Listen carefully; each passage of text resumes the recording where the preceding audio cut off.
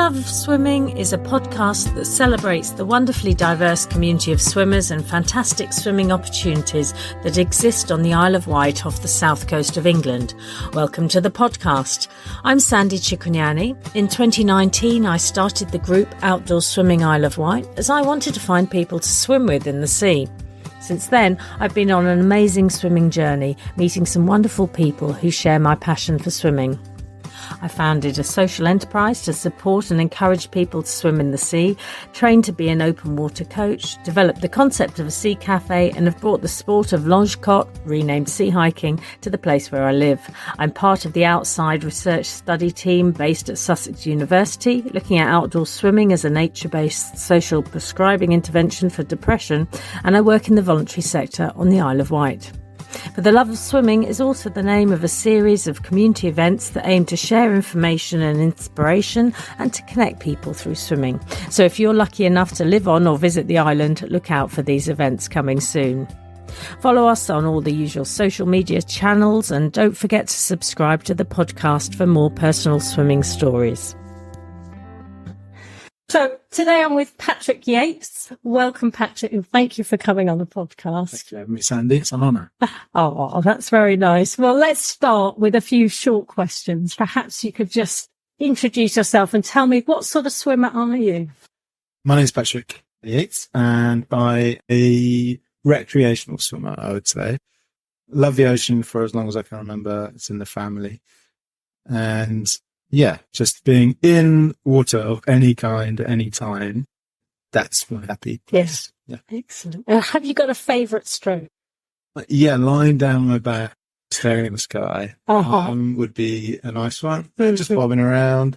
I can swim well, but I've never been interested in competitive swimming. Right. And I think that was probably because I had lessons when I was a kid. And I struggled with them. And then I kind of taught myself. And I think it was just more for fun than anything else. Yeah. Okay, we might go back to that in a little moment. But have you got a favourite place to swim currently? And then a favourite place that you've ever swum? That's a great question. Our local is kind of Dunroman Beach near Tradewinds. And there's a little slipway there. And in summer, it's perfect when you get the tide right because you can just dive right in off the slipway and it's always pretty free. That's a beautiful spot. Other than that, I would say Woody Bay would be my favourite because, something just about the undercliff that's special. Yeah. Excellent. And is there any one place that you've swum in the world that I liked, perhaps? I swam with humpbacks in Tonga and that was unbelievable. Really, really special. Quite frightening, but really special. And just seeing those tropic places where you just see the blue, like that deep blue just stretching out for as far as you can see underwater is, that's pretty amazing. Yeah, pretty magical. Yeah, wonderful. Another couple of short ones, perhaps. Have you got a favourite piece of kit or what is your go-to? Bodies. I just spend all my time in bodies if I could. Yeah, absolutely. Excellent. Okay. And any favourite sort of pre or post swim feeding opportunities? Yes, a coffee. Love coffee. And are you particular about your coffee? I am a bit of a increasingly so. Yeah, not one for the filter. Yeah, smooth flat white. It's my go-to. Excellent. Okay. Well, let's go back to the beginning. So you said you had some lessons. Do you remember your first sort of swimming experiences? Or yeah, as kids, my mother's mother was from Steeple Cove, and my nan and my great nan, we used to call her Nana Beach. She swam every day without fail. So it's really in your family, isn't it? Yeah, so we used to go there a lot, and then we had lessons, but I think my sister did really well, but I didn't get on as well with them. Which pool did you learn to swim in? Medina, I think. Yeah. I never really looked forward to them. I always got a bit nervous, got butterflies. Right. To swimming lessons.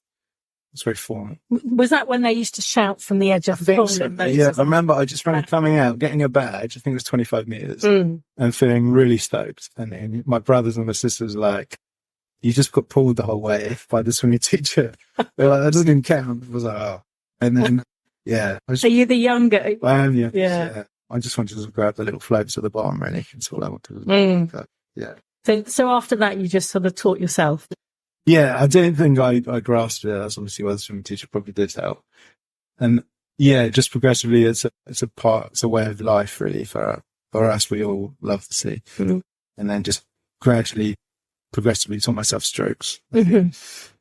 Yeah. And we'd be like on holiday with a pool or somewhere in a villa, and I'd just be in there the whole time, just making games up and stuff like this. And always got a bit of a ribbing from my sisters. It's just making up silly games.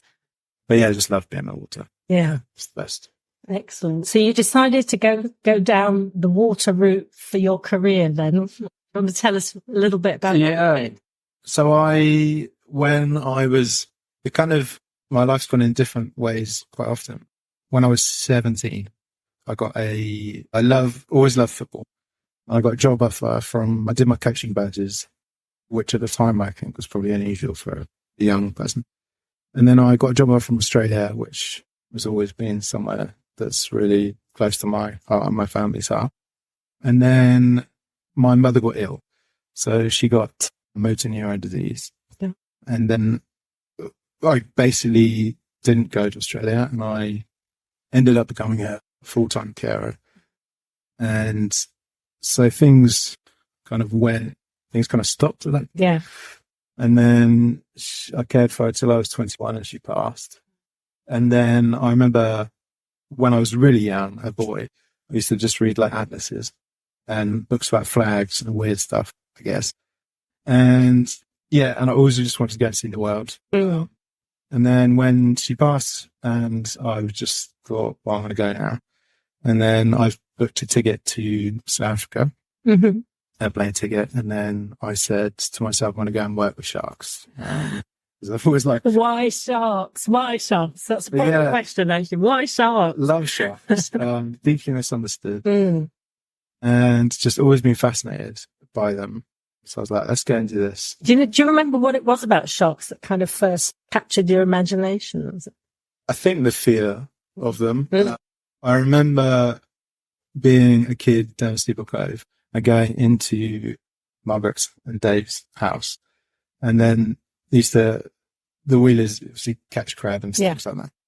And there'd be loads of crabs like upside down on the kitchen table, and the smell of it and the noise of it, and like looking at them and just being kind of freaked out. Mm-hmm.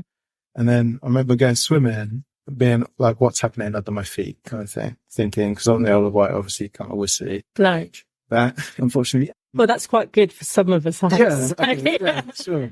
Suits for some. Yeah, it was kind of having a thought about, I wonder what is happening. Mm-hmm.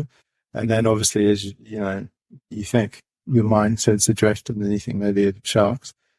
And then I just started reading them. I found it fascinating. Yeah.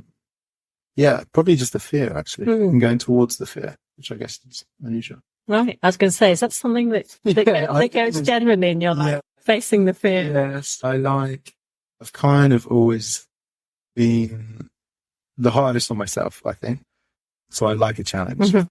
And if it's a big challenge, the better, whether that's physical or mental. Mm-hmm.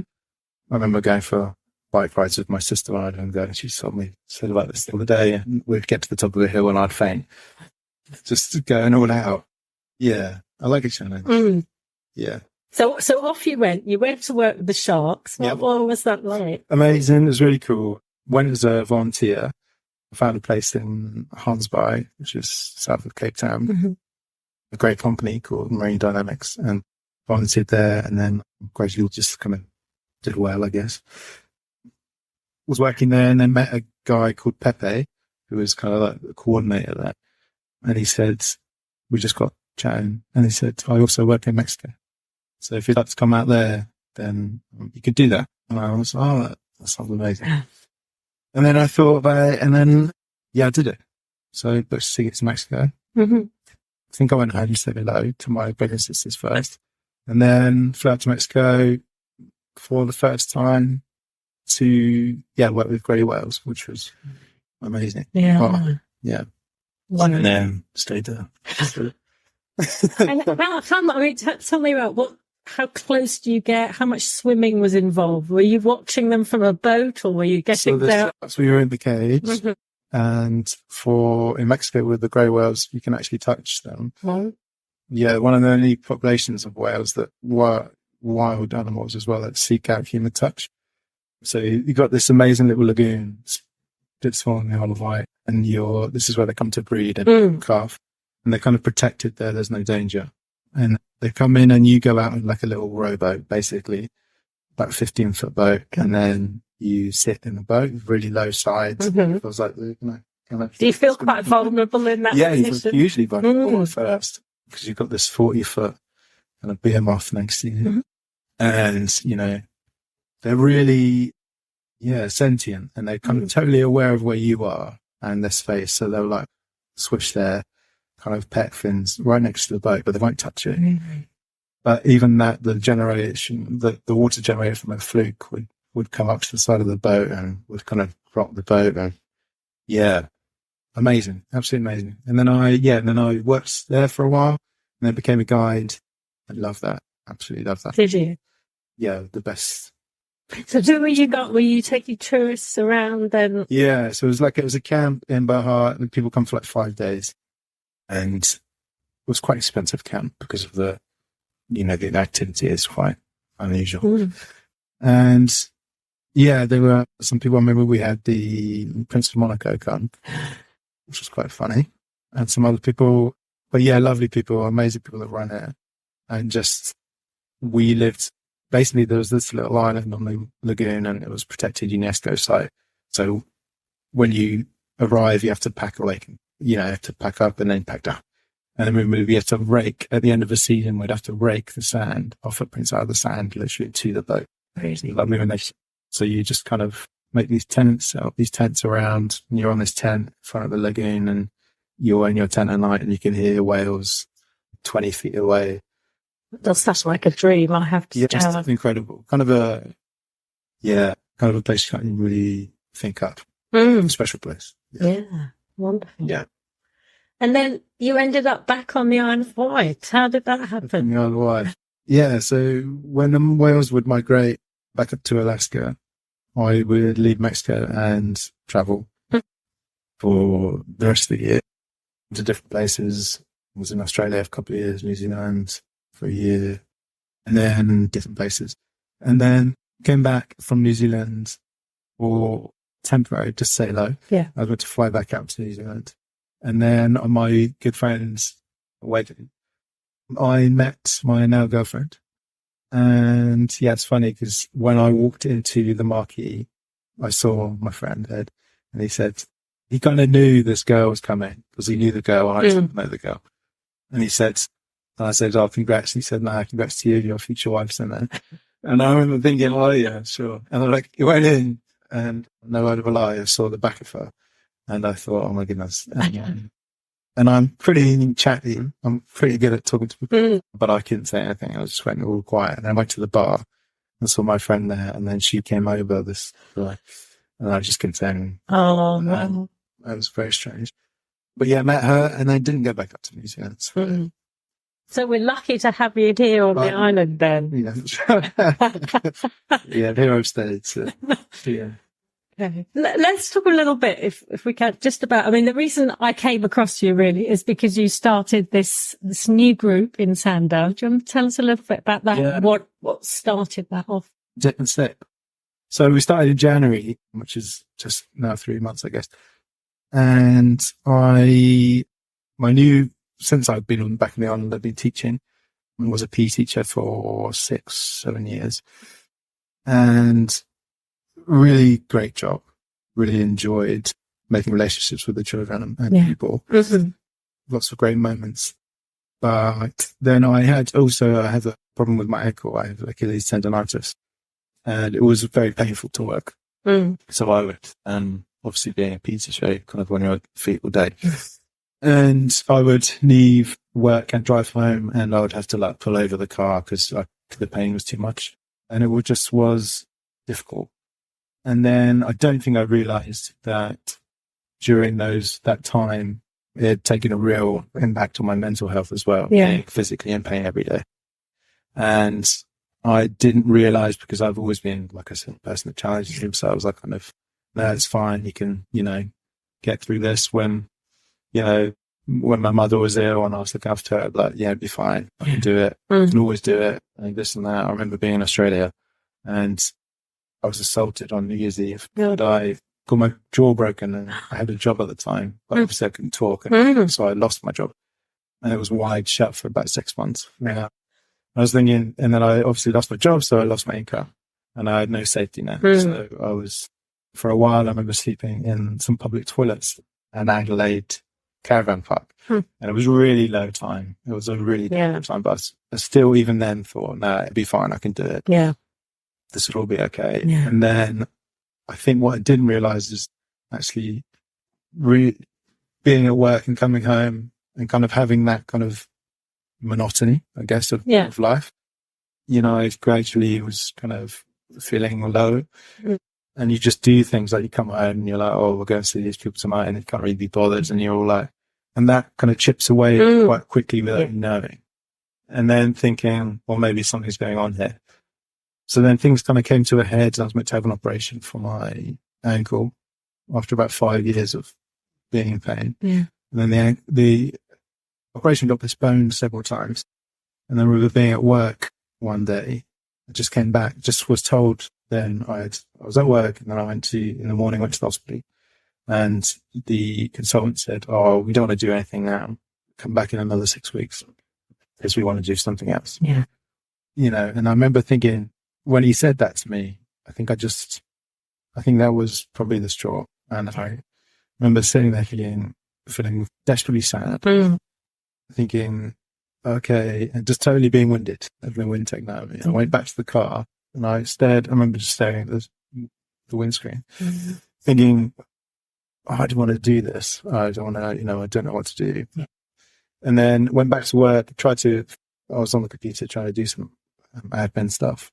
And then staring at the screen, just realized I'd just been staring at it for about probably 20 minutes without actually doing anything productive. I thought, I can't do this. This is no good. So I went to see my boss, and then I think she was in a meeting. I think she must have realized from the look on my face that it was serious. And then she came and talked to me and she said, well, are you okay? And then I think and then it all just kind of collapsed. Yeah. Okay? Did the tears come? Yeah. And I'm not an emotional guy. So and I think, especially in front of people. Yeah. And I remember just thinking, oh, I don't know what's going on here. And then the more you do it, the more it happens, the more you kind of it shakes you and you feel like, and then, I remember saying to her, she said, what do you want to do? And I said, I don't want to be here today. I don't want to, teaching is great, but a large part of it is acting. So you're putting on your face every day. Everyone's issues are your issues, and your issues aren't theirs. So, what can we do for you? And, how can we help you? And I think in teaching as well, and in any kind of service or like job, you put up with a lot of stuff. And I think there's kind of a grin and bear it, kind of laugh while you're crying attitude. And I don't think that's always healthy. No. You don't feel that you can really share other people's workload. And she said, what do you want to do? I said, I don't want to be here today. She said, maybe go home and then call me tonight if you want to come back to work tomorrow. And then I did, and I said, I don't want to come back tomorrow. And then she said, maybe go and see someone. So then I made an appointment with a mental health nurse at the Bay medical practice called Rianne, and went to see her. And from there, I kind of just went on this weird self-exploration time since about September now, which has been amazing and really different and not easy, but great.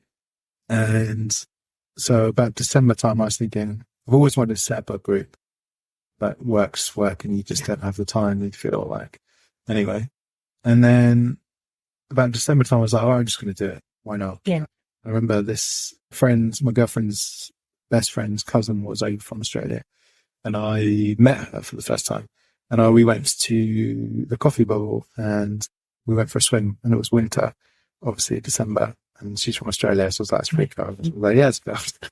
I remember talking to her about wanting to set something up, and she was like, she's from Adelaide, and she said, "Oh, we've got the big group in Adelaide just started. You should do it. You should go for it." And I was like, "Yeah, I will go for it." And then a couple of weeks later, I thought, let's just do it. Let's go for it. Why not? Nothing to lose. Kind of just put yourself out there. Yeah. And then we started Dip and Sip on January the 7th. I think it was our first swim. I legitimately thought it would just be me. And maybe my girlfriend just took pity on me, and maybe someone else. If they put pity on us. And yeah, we had 7 for our first swim. And then 3 months later, it's kind of just gone a bit crazy, really. How many did you have last week? Last week was Iranian, which, naturally on a Sunday morning puts people off, is they kind of check the forecast the night before. I was like, less for the light.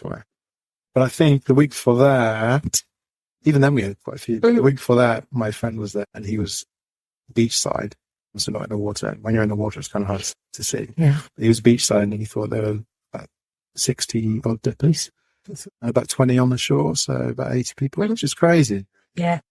To have that in an English winter on a cold day. And even here, somewhere on the Isle of Wight, people still say they only swim in summer. Yeah. Yeah. Yeah, so it's really, taken its own kind of path. It really has, hasn't it? Yeah. Yeah. People seem really keen to have that social connection, don't they, with people? Yeah, they do, and I think that's amazing. Like, I think that's so good. I think the benefits of sea swimming are enormous, but I think as much as all the scientific benefits and the way it can help things like chronic disease and all that kind of stuff, as much as any of that, it's just, I think just people being in touch with nature again in a really simple way, in a primal way, and being vulnerable, like just being in the sea, kind of turning up to, it's not a club. I don't want to call it a club. This is not, but turning up to an event or a thing where you, in of itself is kind of out of your comfort zone sometimes. And I think to turn up to someone like that and then go in the sea and have all that kind of stuff that we have with society telling us what we should look like in our swimsuits and all that kind of rubbish. And then to do it alongside people. But as soon as you go in the sea, everyone's in the same position. Everyone's vulnerable. Everyone's kind of guard is dropped. And you just look around. That's the biggest thing for me, just looking around at people's faces and just seeing them in that moment. And there's really, when it's cold, there's really little else you can do but be in the moment. Yeah. You have to be in the moment. You have to calm yourself. You have to control your breathing. You have to kind of just be right there in that process. I think that's really, really valuable these days. Because there's not many moments where you get just to be still and in the moment. Yeah, definitely. And it's a real it's a generational kind of group as well. You've got some really young people and older people. It's a really nice mixture as well. We've got some nippers on the beach that just play with each other, which is awesome. 2 kids do that. And it's cool to have that kind of, the sea, the beach, the ocean is not just for summer. Yeah, it's all year round. We can, it's the island's largest common good. Let's make the most out of it. And they're playing on the sand, digging bits and whatever. You got, teenagers in there, you got 20s, 30s, 40s,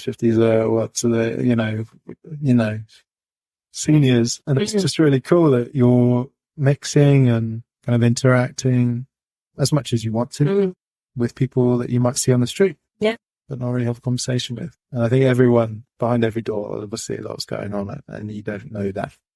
But speaking to some of the people, they've said how much that kind of, I remember talking to one guy in the sea. He came on his own, which I just think is awesome. When other people doing stuff on their own, I love that. And he was like, just really needed this because life got in the way and then work got in the way, and I wasn't really seeing anyone. I wasn't seeing my friends enough. And he said,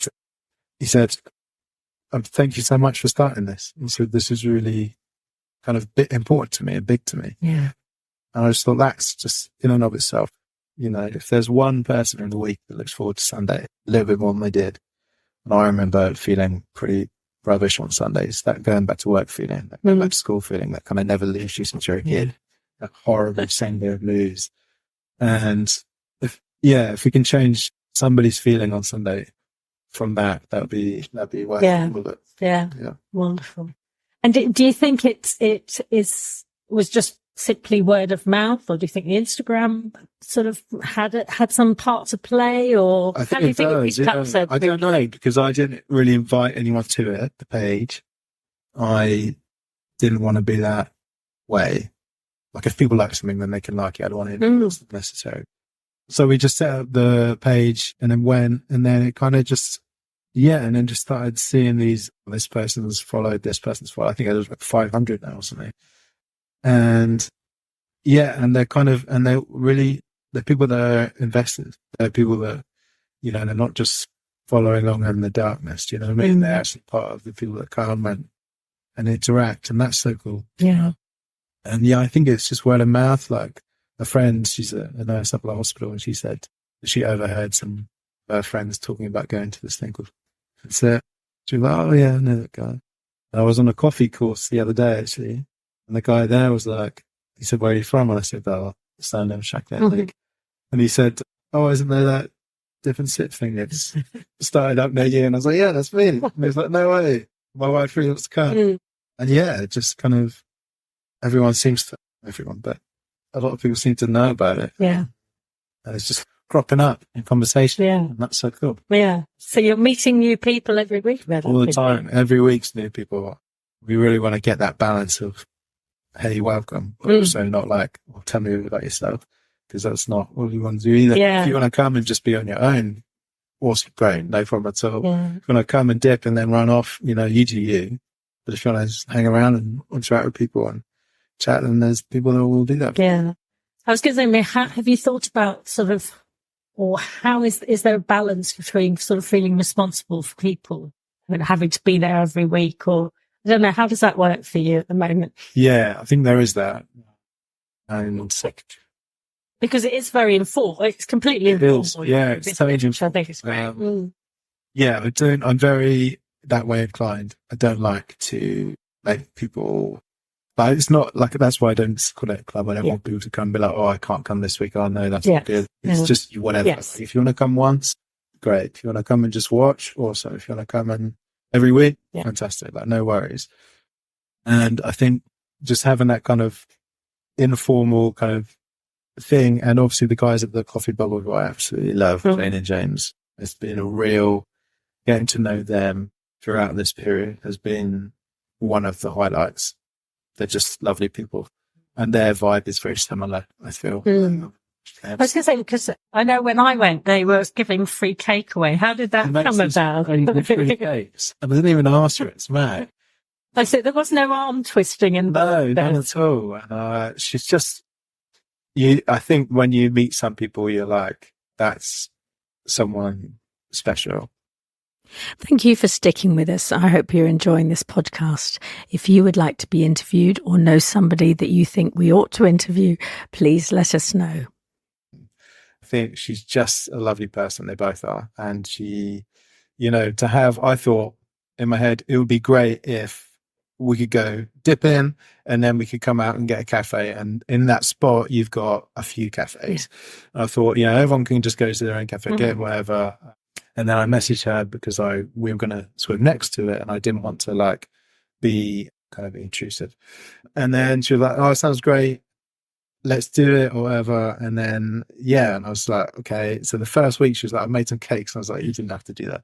And now every week, basically, she makes these cakes and they're free and they're incredible. Like one of the other weeks she came, I saw her and she was like, I came down Saturday or something, dropped the cakes all over the floor. Getting out of the car, she was like, then I had to go home and make some more. And I was like, well, if that was me, I'm like, there's no cakes today, guys. I've dropped them all. I can't, I'm not making it again.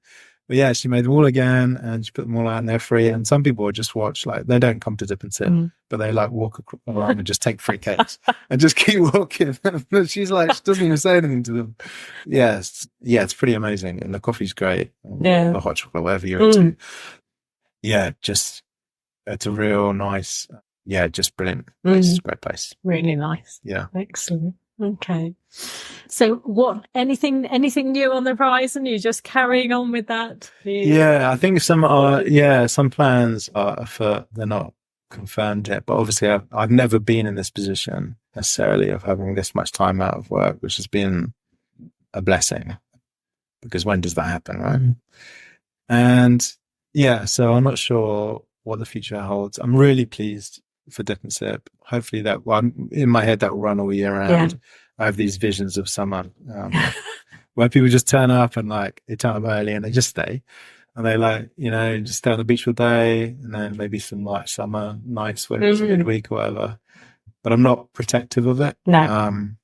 And say if went somewhere else and moved somewhere else, hopefully someone will carry it on. Yeah.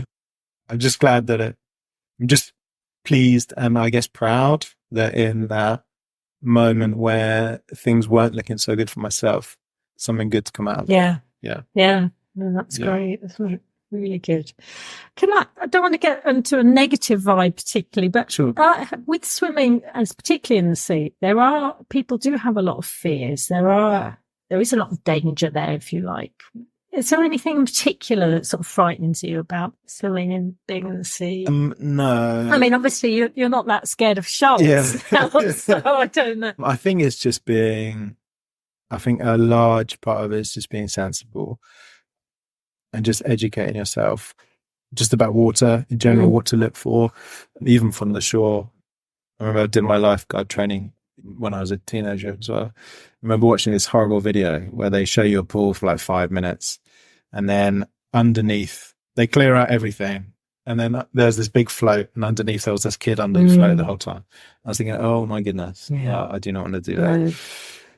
And I think things like that can be I remember when I was younger, my friend, we went for a swim at Orchard Bay. I won't say it, but she got in trouble with water in a rip I remember going in and getting her out of the rip and taking her back to shore. Yeah. I remember thinking then that was a pretty gnarly moment. I was going to say, in case you can hear noises, we've got a little tortoise under the table. What's the tortoise's name? Eugene. And he can't stop fiddling around, scratching his hat.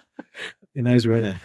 Yeah. So no, not a lot worries me about being in the water. I think because I feel comfortable. Yeah. I know that a lot of people don't. Yeah. And I know a lot of people that come to Dip and Sip don't swim naturally anyway. Not even really in the summer, but they'll turn up and they'll come in with us because it's a communal thing and they're there for that, getting out of their comfort reason. Yeah, because you were saying that there's something about pushing yourself and having a sense of vulnerability that's sort of lacking for a lot of people in life these days. Totally.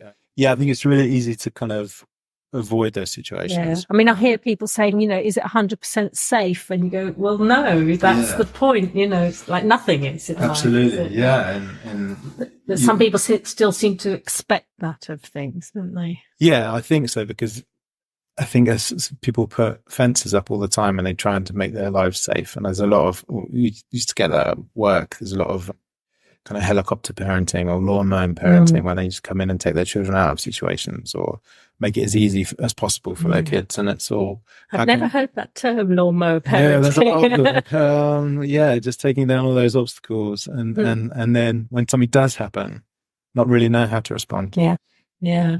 I remember reading about the Inuit people and how they raise their kids. And basically they don't interfere unless there's immediate danger of death. Because there's so many dangers there, obviously, they can do it all the time. So unless they're going to fall in the water or drown or, the predators there, they won't interfere. They'll just let the child figure it out. I remember listening to a podcast as well about, in Europe, they're rebuilding all these big parks that we took down, obviously, for H&S. And they're making these, really big parks and dangerous, like climbing frames and stuff, because that's how you know. The attitude, You're only going to fall once, really. I think we've taken a lot of that away. And as adults, I guess you've grown into that as well. And you want everything to be safe. Yeah. I mean, that leads me on to one of my other questions I've put down is where do you think you get your resilience from? Because you've obviously picked yourself up a number of times throughout your life. Does that come from anywhere in particular, do you think? That from being a carer at a young age, or did you have that before, do you think? I think it's probably always been instilled by my mum. I left when I was young. And my mother brought up 4 of us, and she went back to school herself when we were young to be a nurse. And I think she would come in late at night, and we were like kids, 5 or whatever. There's 2 years between all of us. And then we'd have like cleaning teams, like purple team and green team. They'd have to clean the house. Like green would be upstairs, purple downstairs. You had to cook. Why didn't I ever think of that? All of that stuff, yeah. And I think from there, really, just having that example of someone working so hard and taking their responsibility kind of gave to me, I guess. And then I just remember, just playing on my own quite a lot, being really close to my brothers and sisters, but I would just be outside because I was into football, no one else was. So I'd just be out there till it was dark. And I think just that resilience of playing and being on your own and having that example, just that really strong example of a strong woman doing whatever it took. Yeah. I think, that stands you in good stead. Yeah. Great. Just a couple more questions, if I may. Who would you say was your greatest influence, particularly with regards to the love of water and swimming, things like that? That's such a good question. Do you know what? I don't know. I think love of swimming, I think knowing that it's in the bones and in the blood, and just being influenced by wanting to be there. I think like on a day like today where it's sunny outside, which is nice, just wanting to be in those environments. And if you want to be in those environments, people have always had these dreams of, I'd love to grow up and surf or whatever, or scuba. If you want to do those things, you need to go and do it. And if I want to be in the water, I've got to be in the water. So I guess no one in particular. Yeah, I don't know. That's such a weird question. I never even. It might come to you in the middle of the night. It might. Yeah, just being in the water and just being kids near the water. I think. Yeah, just gravitating towards it. I think. Okay, and this podcast, as you know, is called For the Love of Swimming. How would you summarise your love of swimming? I think it means so much to me. The longest I've ever spent away from the ocean, I was working on a cattle farm in the outback in Australia, and I was there for 3 months, didn't see the ocean, only just saw the billabongs, whatever, and missing it massively. I think it's my compass point. I think just that thing of where you can get to the coast and look out and see nothing, that doesn't happen anywhere else. Even on the land you'll see a tree in the distance, whatever, but here you literally just see nothing. And I think that's so important for the mind to send thoughts out over the sea and not have them come back. And it just means a huge deal to me. And being in the water, there's no better feeling, I think. Yeah. Just having being immersed. Yes. And you've been in today, which I haven't, so I'm slightly jealous. Lovely little swim brook. Yeah. It's just great, isn't it? Yeah. Well, thank you so much, Patrick, for coming on the podcast and for sharing your story. Thank you for having me. It's been great.